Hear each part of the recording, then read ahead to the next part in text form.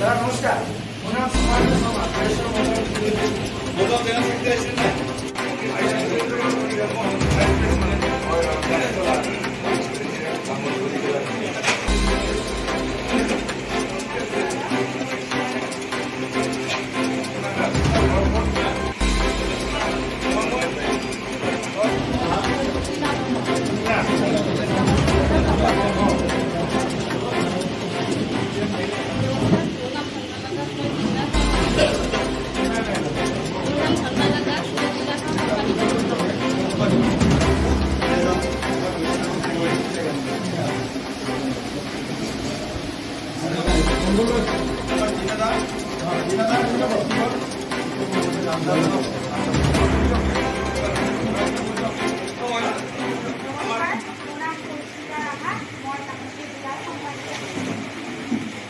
ভাৰতীয় জনতা পাৰ্টীৰ ৰাজ্যিক সভাপতি দিলীপ শইকীয়া ডাঙৰীয়া মুখ্যমন্ত্ৰী ডক্টৰ হিমন্ত বিশ্ব শৰ্মা ডাঙৰীয়াই স্থিতি স্পষ্ট কৰিছে যে আমি অকলে আমি নিৰ্বাচনত অংশগ্ৰহণ কৰিম, যিটো নেকি যোৱাবেলিও মই সভাপতি দায়িত্বত থাকোঁতে অকলে আমি নিৰ্বাচনত অংশগ্ৰহণ কৰিছিলোঁ।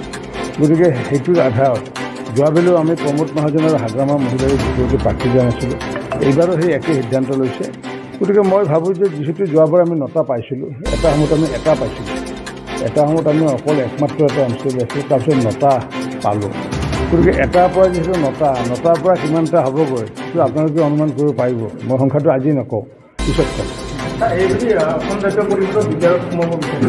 সোমাওক, ভাল কথা এইটো, কাৰণ আমিতো আদৰণি জনাইছোঁ। কাৰণ যিমানে সোমায় সিমানে ভাল। আৰু এইটো স্বীকৃতি দিলে যে বিটিআৰত ইমান দিনো সোমোৱা নাছিল, ইমান দিনে অশান্তিৰ পৰিৱেশ আছিলে। সেই সময়ত বিজেপি ইয়াতে থাকিছিলে, UPP আছিলে, DPF আছিলে।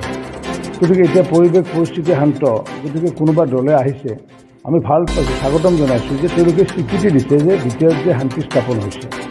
গতিকে নতুনকৈ যিসকলে ইয়াতে নিৰ্বাচনত অংশগ্ৰহণ কৰিব তেওঁলোকে আমাক একোখন আমাৰ মাননীয় প্ৰধানমন্ত্ৰী নৰেন্দ্ৰ মোদী ডাঙৰীয়া, আমাৰ গৃহমন্ত্ৰী অমিত শ্বাহ ডাঙৰীয়া, মুখ্যমন্ত্ৰী হিমন্ত বিশ্ব শৰ্মা ডাঙৰীয়া আৰু লগতে প্ৰমোদ বড়ো চিফ, আমাৰ বিটিআৰৰ চিফ প্ৰমোদ বড়ো ডাঙৰীয়া ইয়াতে নিৰ্বাচন খেলিবলৈ অহা মানে তেওঁলোকক চাৰ্টিফিকেট যায়। কাৰণ পূৰ্বতে তেওঁলোকে অহা নাছিল। তো ভাল কথা, আমি আদৰণি জনাইছোঁ। গণতন্ত্ৰক আমি সন্মান জনাওঁ। গণতন্ত্ৰ যথেষ্ট মজবুত হ'ব। ৰিজাল্টটো কি হ'ব জানে তেওঁলোকৰ, আগতো আমি গম পাইছোঁ। গতিকে ৰিজাল্ট যি হ'ব আমি জানো। গতিকে আমি আদৰণি জনাইছোঁ।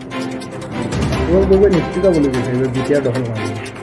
তেখেতেতো আজিলৈ বিটিআৰত আহি পোৱা নাই। যিজন মানুহ আহি পোৱা নাই তেওঁ আকৌ নিশ্চিত বুলি কেনেকৈ ক'ব? এজন ৰোগীক যদি মই যদি টেলিস্কোপ লগাই পেলাই বা মই যদি হাত ধৰি চাই পেলাই যদি জিভাখন চাই চকুটো যদি নোচোৱাকৈ যদি কৈ দিওঁ যে ৰোগীজন নিশ্চিত ওপৰত ভাল পাব, সেইজন আকৌ ডক্টৰ হ'ব।